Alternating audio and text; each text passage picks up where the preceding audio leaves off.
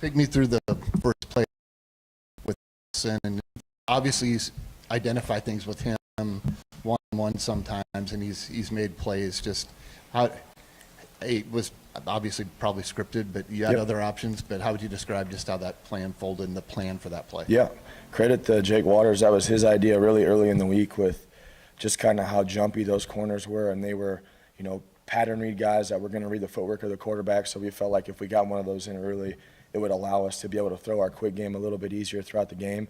Certainly didn't anticipate getting corner crash to that look necessarily, but it kind of all fell into place. But credit to Coach Waters and credit to Rocco and Brett for a great throw and a great catch. But yeah, we like to be aggressive early in games, as you guys have seen a little bit, and that was a great way to go out there and kind of set the tone.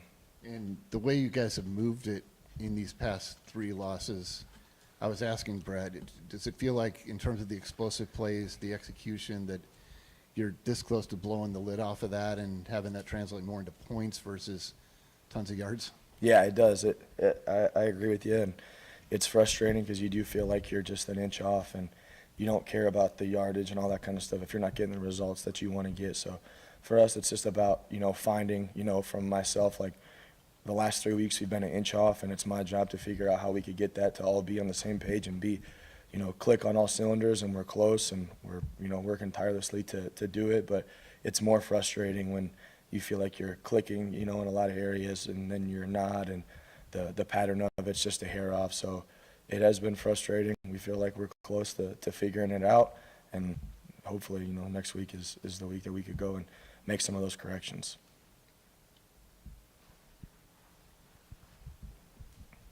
With your run game, does it feel like maybe it's finally evolved to the point where you've been trying to get it where with 2 guys, really playing well right now? Yeah, absolutely. That was a big challenge that we had a couple weeks ago was, we were in the bottom of the conference and being able to run the ball, and we have the right mentality with those guys in the room, and it was like we had to choose to go do it. And it's a mindset when you're going to run the football. And our running backs are really good, our O-line's really good, our tight end's really good. Like, we were underachieving in the front 7, and it was a challenge of physicality that we could go out there and be able to run the ball. So I really appreciate the mindset that those guys have taken on to be able to, be butt kickers and go out there and be able to win the line of scrimmage. So it's been awesome to see just Abu and Carson and Dylan Lee and Aiden Flora be able to go in there, and when their name gets called, it's like run hard. And you see those guys like running downhill or not dancing around people. Like, they're setting the tone for our offense by being physical downhill runners, and it injects energy into the rest of your offense. So I've been really proud of those guys. And since Saturday, Taylor, have you had to kind of readjust the season-long goals? What is it that you guys are galvanizing around for these last 4 games? Yeah, I think just to kind of circle back on the question, when you feel like you're just a hair off in certain areas, you have to kind of shrink your goals down and keep the things small. When you look at the big picture stuff of what we're not going to accomplish this year, or what we wanted to, didn't want to, it's overwhelming, and it's just noise that's taking away from why we're not scoring as many points as we are. So it's, look in the mirror time for everybody, for myself, to feel like how could we be an inch on, because I have no doubt I'm going to look back on the season, and these games are going to haunt me forever because of how close we were. So for me, it's like, how can we watch it and get better? And there's enough for me to worry about. That's not the long-term goals. Like, my favorite thing about these guys, about our team, is the tight ends and Rocco and the players. So, like, I love getting to spend time with these guys. Like, they're the best kids to go through hard times with because they work, and they'll do anything they can to get it back on track. No one's pointing fingers. Everybody here feels like it's their fault. So they're the guys that you want to work through hard times with. That's what makes it fun and makes it awesome here. So for us, like, everybody's, doing their part to get this thing back on track and to win football games. So the long-term goals, short-term goals for us, like, how can we continue to sustain drives and score more points and be just a little bit better in the moment, which we haven't been, I haven't been. So that's enough, for me to worry about right now. Rocco's been, pretty tough on himself to us after the last 2 games. What have you seen from him, and what are you telling him right now? Yeah, well, Rocco is one of the most competitive people. He hates to lose more than he loves to win, and I'm the same way. So, like, the losses hurt all of us. And after the games, like, I tell him I love him. Doesn't matter that we don't get mad about certain stuff or each other. Like, I love him because I know what he's about. I know how much he cares. I know how much the community, the program, his teammates, I know how much all of it means to him to go and win. So it's, when we're not getting the results that we want, it's frustrating. And he's a guy that's a great leader because of the accountability that he takes. And I hate it for him, you know, and I hate it after the games because we're not getting what we want. But for him, like, I want him to know, like, I love him, I care about him, and we'll get it fixed. Like, he's the same quarterback when we were 5-0 and when we, you know, beat Miami and won 11 games last year. Like, I'll be better for him. And he feels the same way for me and us, and so does Brett and Gabe and Ben and James Neal and Tyler Miller and all those guys. So I don't ever want him to feel like any of it's his fault, or any of our players to feel that way. And when you're the quarterback, you carry a heavy burden already, and it's already, you get a lot of credit when it goes good and not when it goes bad. And he's a legend here. Like, he's one of the greatest to ever play here, and I don't want him to forget that because we've lost a couple games. Like, there's nobody else I'd rather go to war with than him, and he knows that, and the kids know that. So for him, like, I want him to have fun playing football. I want him to be confident.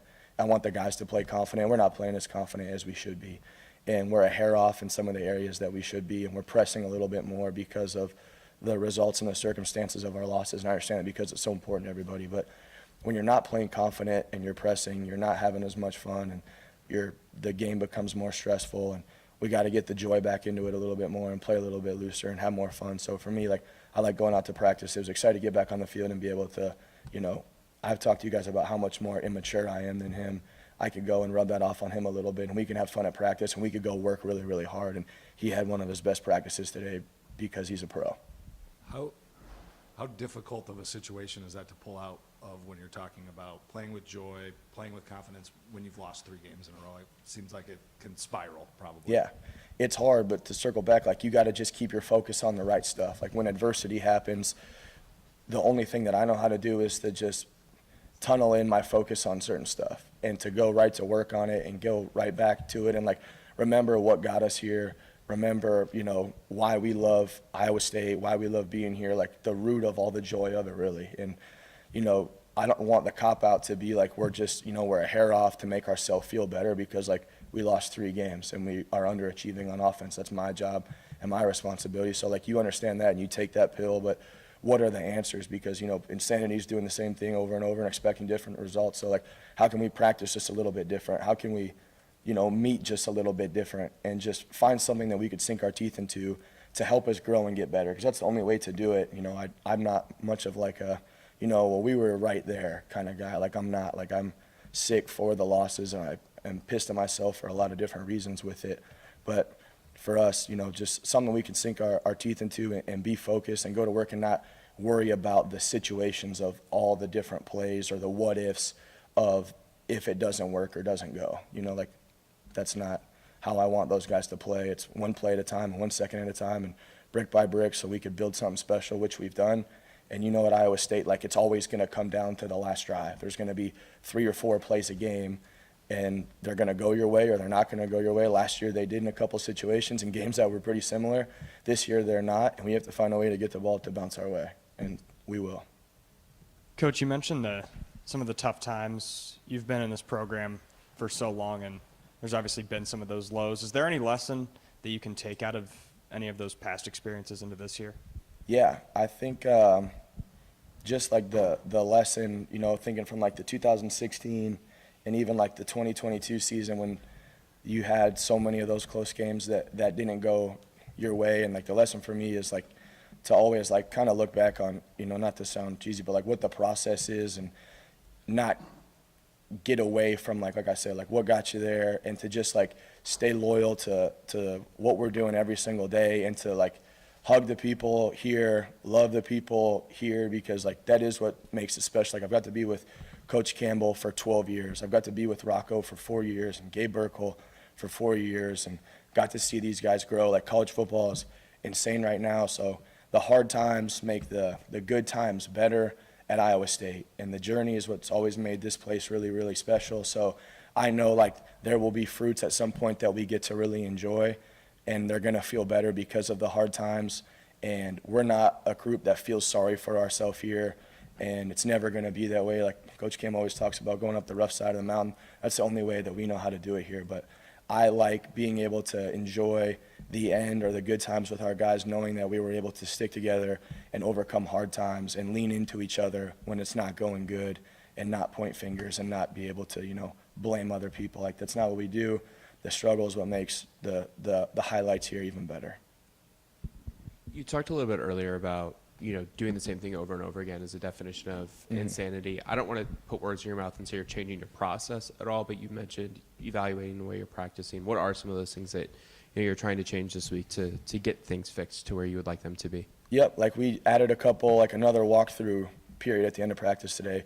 Coach Campbell had a really good idea to be able to do some half-line stuff where we as coaches can go through and just give different looks and just play half-field concepts into the boundary and just work on some timing and some different looks on certain things. So, and it's not huge monumental changes, but just like a couple little things in practice. And then how can we keep football fresh for our guys? Like, because at the end of the season, it doesn't matter if you're 7-0 like last year or you're 5-3 and you've lost 3 games in a row. Like, you have to find ways to get your guys excited to come to the facility every day. So, like, we'll do, even in the tight end room, we'll still do like our trivia stuff, and we'll still mess around and eat snacks and make fun of Gabe and do all the things that we normally do, because that's like what makes the meetings fun. And when our players are excited to come to the facility every day, then you'll get the best work out of them. But you don't want there, especially when you got like redshirt guys that are in the program for the first time and they're on scout team. Like, I was on scout team at a Division II school playing defensive line, getting killed every single day. It's hard. So how can we, keep everybody involved and make everybody excited to come here? And it's a lot of different ways, talking to people, seeing how everybody's doing, just being a guy, being, a locker room dude and talking to everybody and making sure everybody's happy to be here. You've used the phrase being a hair off. Coach Campbell on Saturday mentioned precision and details. Players have used the phrase execution.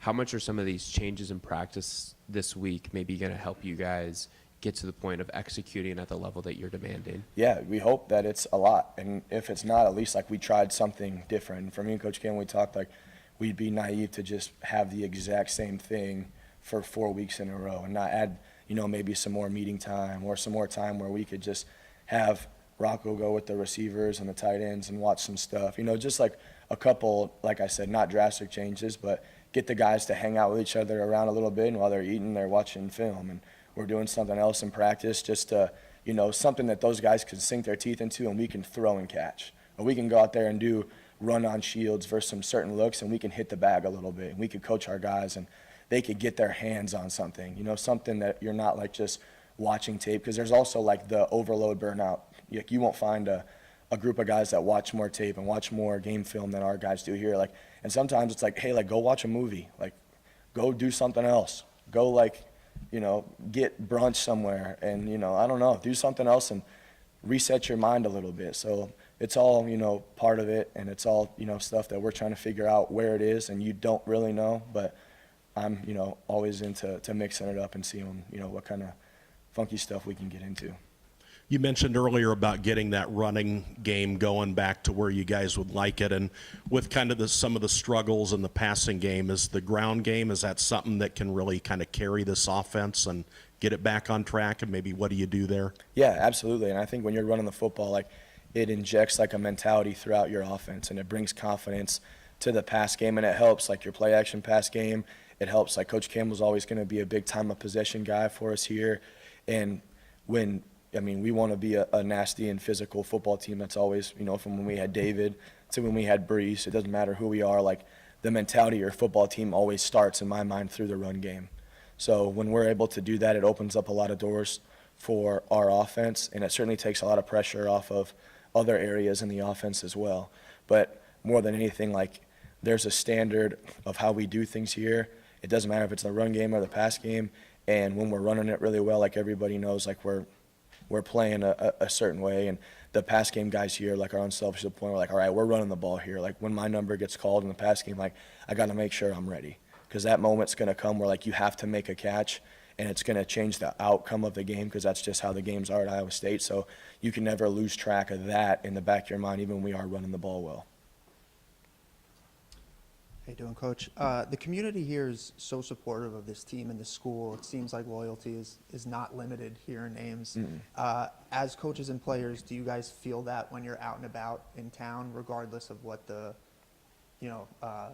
outcome of the games are? Like, is the support in this community special, and can you talk to that a little bit? Yeah, I think it is special, and the support that we've got here through our tenure here. And I remember still some of the stuff, like when we first got here and we were down in the end zone the Sunday thing, so many people are like, we want to go to a bowl game. And that was the goal for so many people. And that wasn't really Coach Campbell's goal when we got here. And he had his vision set for things a lot higher. And we wanted to make the fan base proud and do it the right way. And Coach Campbell's never sacrificed that. Even like Sunday in our meeting, like, he's rebuilt the program here twice. So there's like a right way to do it and not to do it.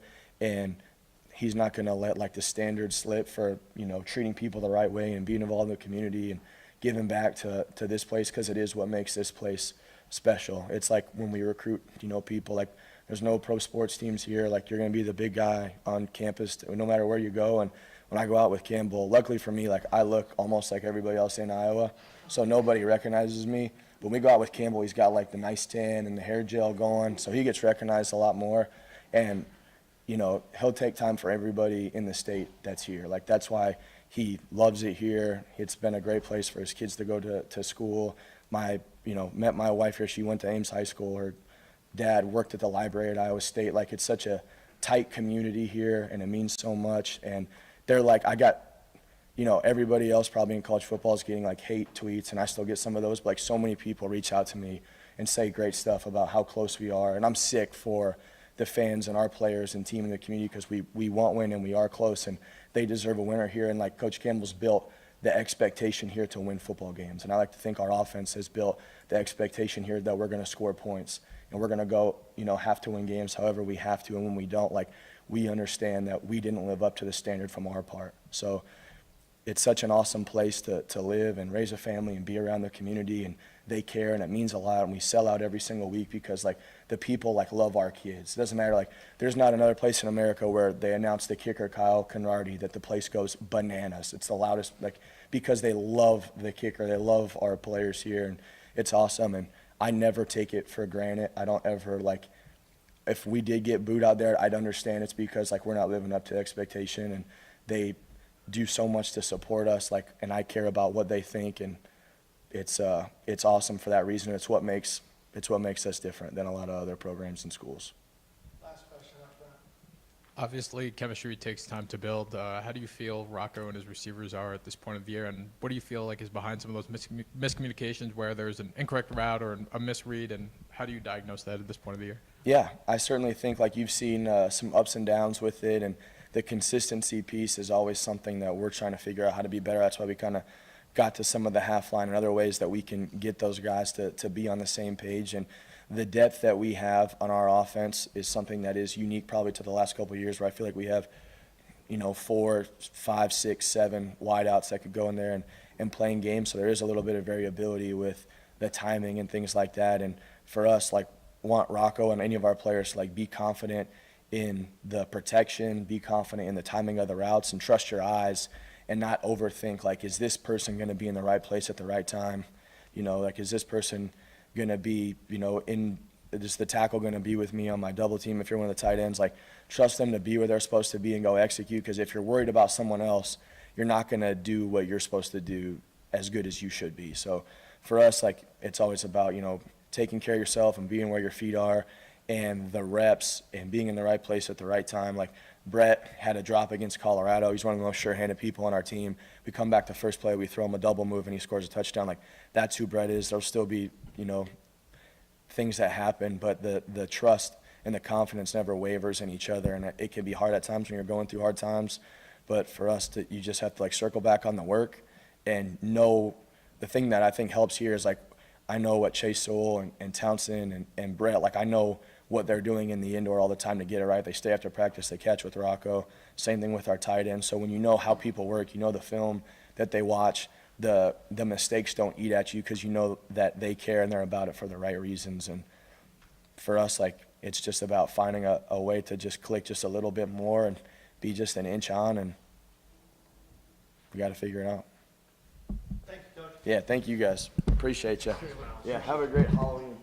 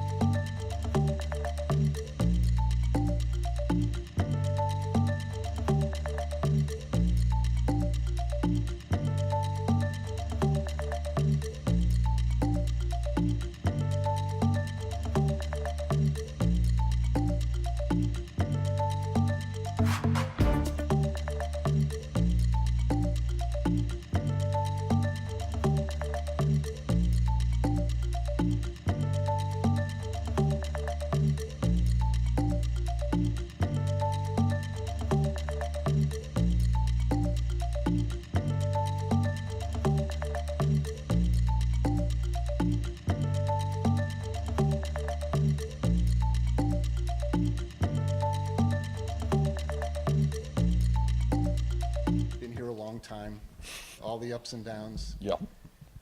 When you have guys that care as much as you guys care, and the downs start coming after not very many the last Right. season and a half, does worry become something you have to combat? Guys saying, because I care so much, I don't want to mess up, and they're not playing as fast and free?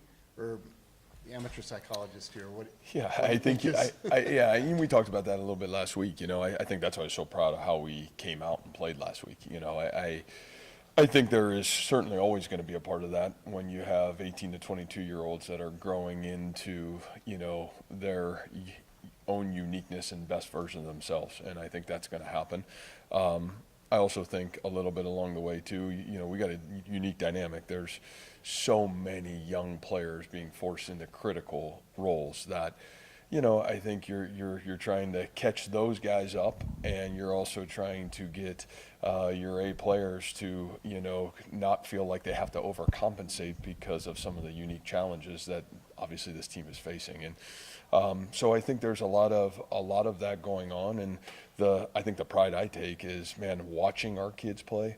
Shoot, I couldn't be prouder of like the humans and the attitude, effort, and intent that we're playing with. It's precision and detail, and you're going to have that. And you got a mix of, man, monumental youth in critical moments, in critical situations that are trying to learn how to and being forced to. And you got these veteran guys that are, man, stepping up and making huge plays, but man, that you're asking a lot. And so, yeah, I think there's a good balance right now. And the great thing is that's why they call you team, because you got to figure it out together. And I think it's a great challenge. It's a great challenge that we're in. Great to have the leadership we have, because I don't think you see panic. I don't think you see flinching. I certainly don't think you see quitting. And so the reality of it is you just keep working through it, and we'll come out the other side of it better than we started in it, which is exciting for us. And in terms of your offense, I would guess it's both encouraging and a little bit discouraging that you're moving the football Sure. so well. Yeah.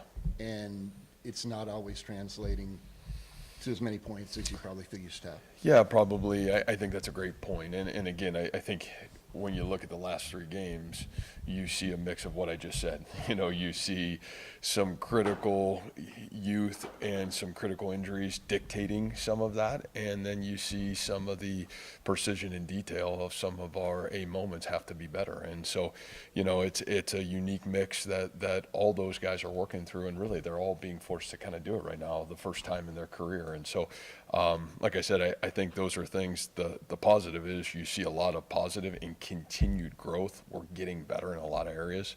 The part that's hard is the result of maybe the point or the win is not coming yet. But as long as you keep pounding away at it, we'll be right where we want to be when we need to be there.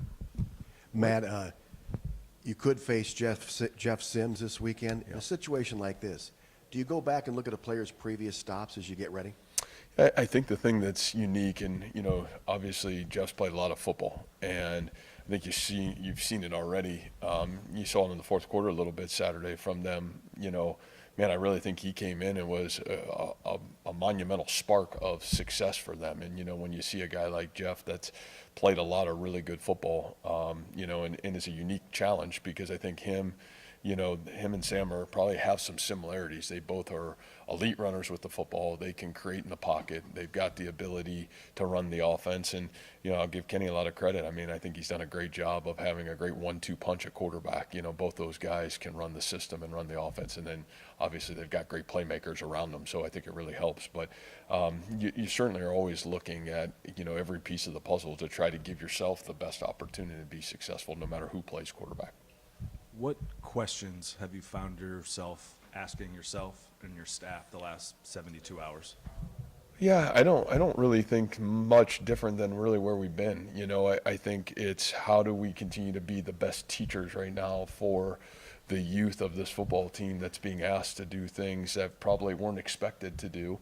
And how do we keep trying to do everything in our power to put them in great positions to be successful? I think that's the thing that, again, I'm pretty proud of. I don't feel like, we're not doing that. I think we've probably done that at probably a higher rate than maybe, even we probably have been in the past in these situations that we're under. But I think the biggest thing is you better have poise. You better be the leader in the moment, because you're asking a lot of guys to do a lot of things that are a unique challenge, and leadership always starts from the top and works its way down. And we can't flinch, we can't waver, especially if you're asking the kids to not flinch and waver. So I think the biggest thing for us is you got to be great teachers. And as I've said many times, our world's missing great leadership. So be the leader. That's what you're paid to do, and that's the expectation. And you got to help, lead the young guys. Nobody's coming to save you, so you better be the leader, and you better help these young guys do a great job of like growing through it. But that's our job and our responsibility.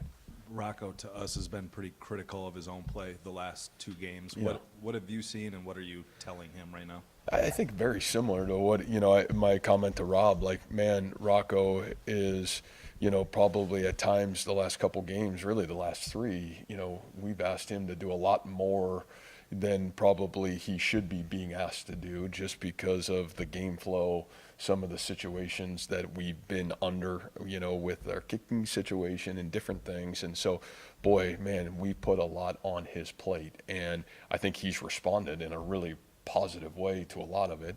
And, probably very similar to what I'm talking about with the coaches is like, listen, man, like I don't know what, he was 16 and 19 at one point on Saturday, and was just, giving us every opportunity to win the football game. Like, stay within yourself, great poise, we're going to be just fine, and we got to keep doing a great job of finding those inches that we're missing. But man, I couldn't be prouder of that guy. And like I said, there's no quarterback or player in the country that I'd rather lead with than that guy. So it's great to have a great relationship with him, because you can really talk through some of these moments. And again, man, what he's going to become coming out of this, man, it's even going to be funner to watch who that guy is and what he stands for. But he's doing a great job for us. With the Big 12 title game likely off the table, what becomes the big picture goal or the rallying cry for your team?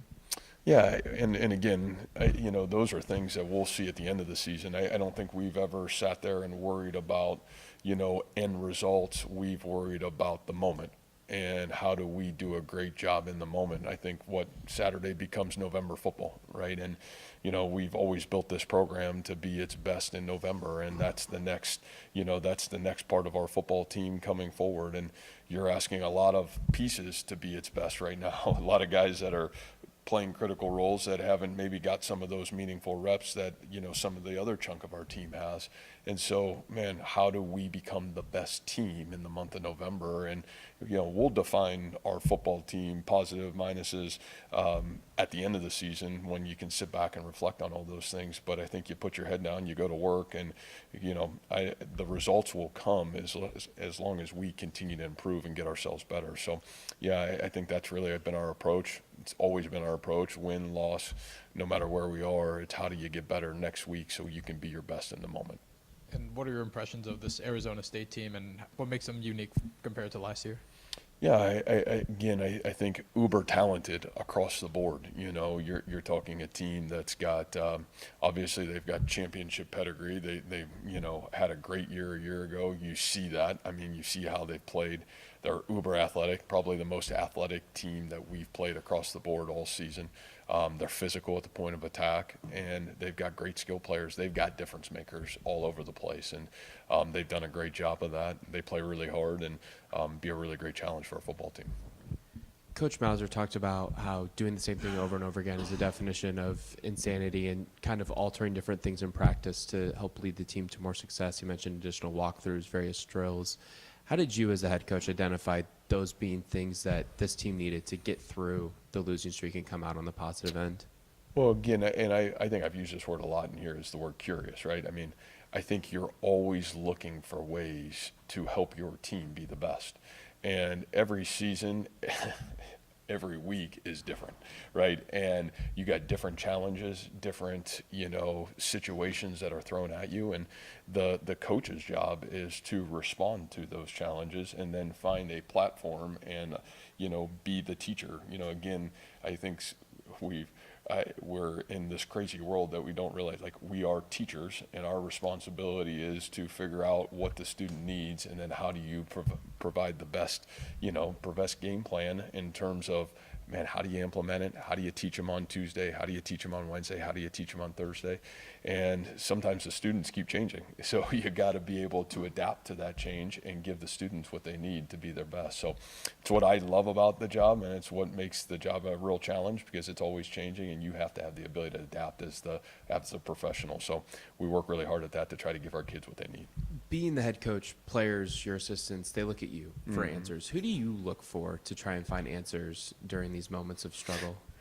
Yeah, well, the nice thing is I've been through them plenty. So, I think I always say your scars are your superpower. And, we've had a lot of ups and downs. And, this is, as I've always said, this place, you're always going to go up the rough side of the mountain. And you're going to have really tough challenges that are going to come your way. And I think that's been the really special thing about our program, is we've had this unique ability to always find a way to overcome them. And we do, because we've got a really great staff that works together. We've got a great team that works together. Certainly, there's great people that I'll reach out to. But at the end of the day, you got to use your players. You got to use your coaches, because I got absolute faith and trust in those people. And when we're working together and we're all pulling in the same direction, we'll pull through any hard things that come our way.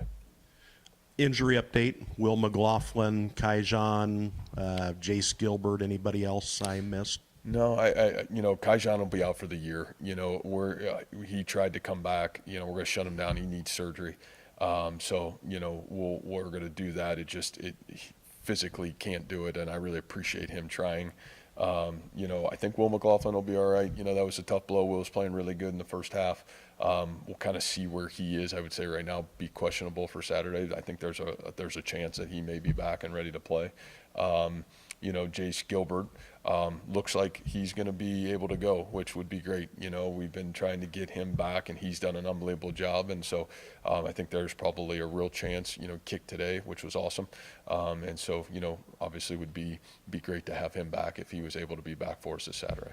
And then Dominic Orange last week. You don't see many guys listed as doubtful go on to play the amount of snaps that he did. I mean, what does that kind of say about his leadership and just how critical he is to the defense?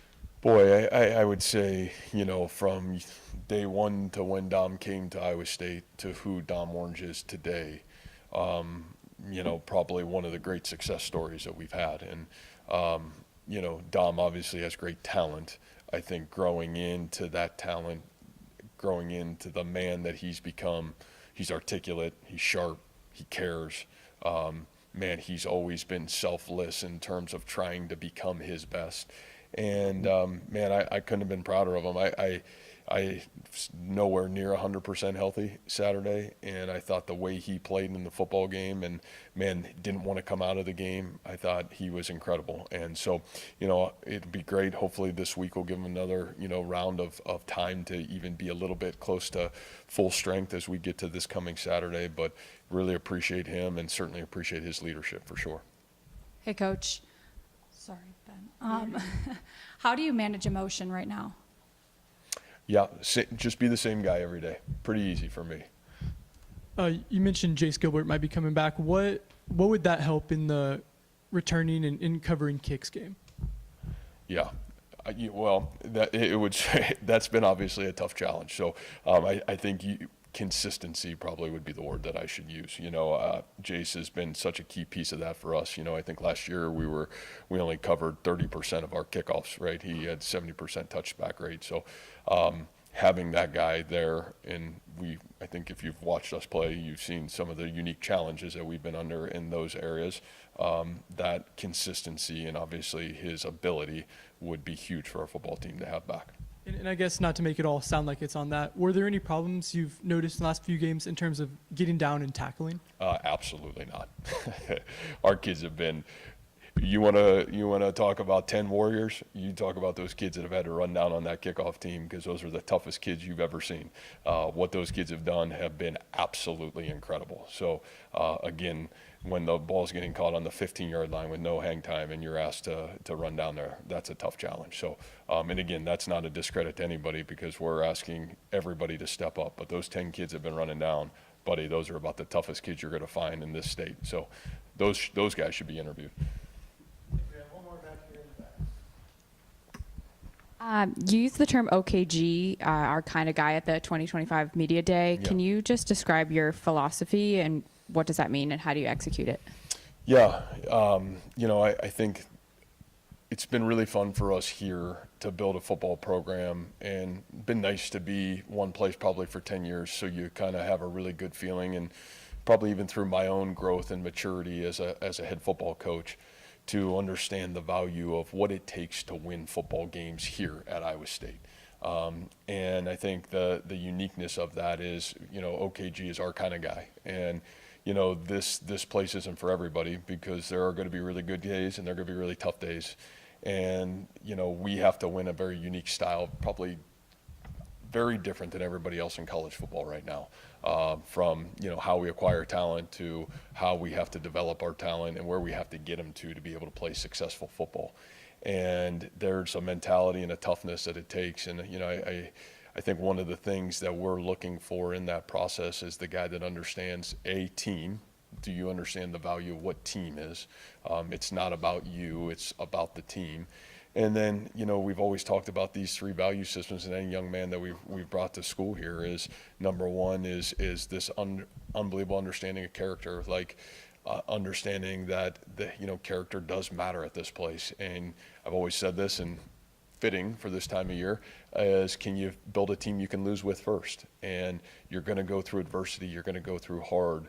Can we just keep growing and working through it? And I think the world doesn't see that right now, but they will soon, that this group is going to come through this in a really powerful way, because they haven't wavered, and they haven't allowed results to dictate their character, which is big. Number 2, you got to love football, and this is a hard sport. You're going to have injuries, you're going to have tough times. You're going to start at the bottom, and sometimes you're going to have to work your way to the top. And you gotta love football to do this game, and this game can be humbling in a lot of ways, but you got to have a great passion for it. I think every young guy out there says, I love it, but do you love it when it gets really hard? And then the last thing is guys that understand the value of academics. Those guys have fit here. I still think, how you do academics, how you do school, how you carry yourself outside of here is really going to be indicative of who you are in terms of your character. So, it's been unwavering for us in terms of how we've tried to build a football team. And you really appreciate it, especially in moments like this, because you see there's a pathway forward, and you got kids and you got a team that understands those value systems. So that's what our OKG's meant for us. Thank you, Coach. Awesome. Thank you, guys.